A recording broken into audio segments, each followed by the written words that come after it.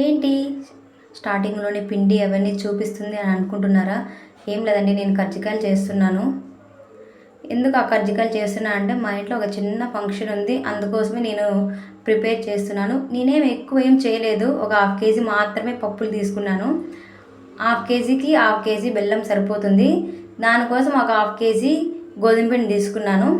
బెల్లం అయితే తురుముకుంటే మనకి బాగా మిక్సింగ్ అయిపోతుంది, టేస్ట్ కూడా చాలా అంటే చాలా బాగుంటుంది.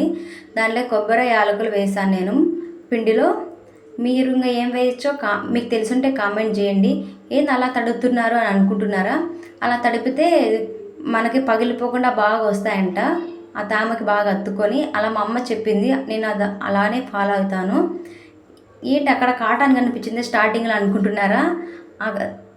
ఒత్తులు మా ఇంట్లో కాటన్ లేదండి, అందుకోసం ఆ ఒత్తులతో అలా పెట్టాను నేను. మీరు కూడా ఇలాగా చేస్తేనే కామెంట్ చేయండి.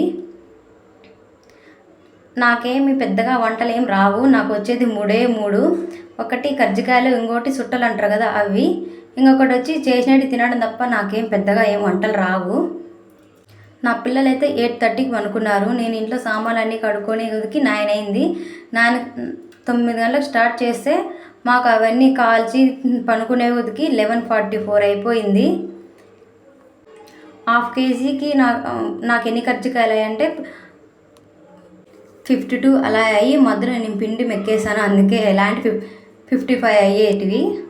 చూసారా ఎంత నీట్గా ఉన్నాయో, ఆయిల్ అయితేనా ఒకటి కూడా పగిలిపోకుండా.